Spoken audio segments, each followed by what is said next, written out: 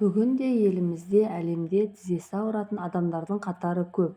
Созылмалы аурумен қатар кейде кішігірім жарақат алып жататын жағдайлар да кездеседі. Тіпті кейде денемізге күш түсетін ауыр жұмыстарды атқарғанда да тізе мен аяқ ауырады. Осындай сәттерде қарапайым ғана жаттығу түрлерін жасап, тізе, аяқ пен жамбас тұсының ауырғанын жеңілдетуге болады. Бұндайда бірінші жаттығу табанды көтеру. Алдымен орындықты алып, оған сүйеніп тік тұрыңыз. Сосын төмендегі қимылды қайталаңыз. Бір аяғыңызды көтеріңіз, екінші аяғыңыздың өкшесін еденнен жайлап көтеріңіз. Түгелдей аяқтың ұшымен тұрғанша еденнен көтерілу қажет. Содан кейін қайтадан өкшеңізді еденге баяу түсіріңіз. Екі аяғыңызбен 10-15 рет қайталаңыз. Бұл жаттығу тобықты нығайтады және тізе айналасындағы бұлшықеттерді қатайтады. Екінші жаттығу аяқтың ұшымен жүру. Бұл жаттығуды үй шаруасымен қатар орындай аласыз. Аяқтың ұшымен тез жүру балтырды, аяқ саусақтарын нығайтады.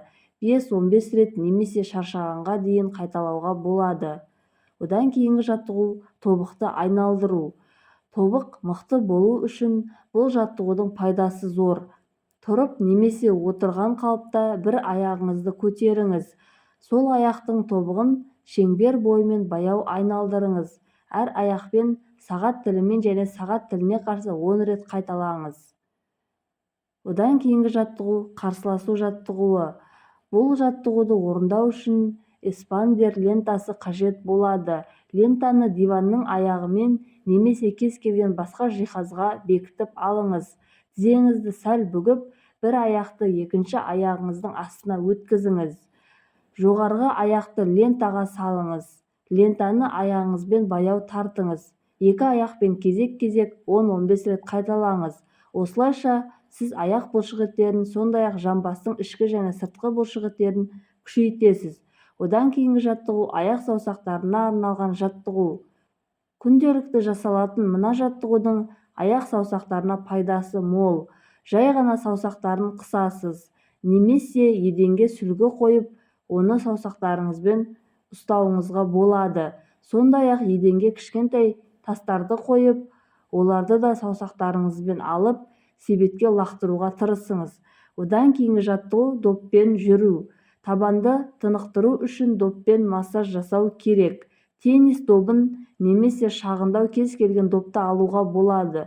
Орындыққа отырыңыз. Табанның астына допты қойып, оны басып айналдырыңыз. Баяу немесе қысыммен допты аяғыңызбен саусақтарыңызға және артқа айналдырыңыз. Одан кейінгі жаттығу аяққа массаж жасау. Егер күні бойы ұзақ жүргеннен кейін аяқтарыңыз ауырса, екі қолыңыздың бас бармақтарымен аяғыңызға массаж жасаңыз. Аяқ саусақтарын 15 минут ақырындап уқалаңыз. Бұл аяғыңыздың демалдыруының қарапайым және жылдам әдісі. Осы 6 жаттығу бойынша тізе, аяқ және жамбас ауырғанын жеңілдетуге болады.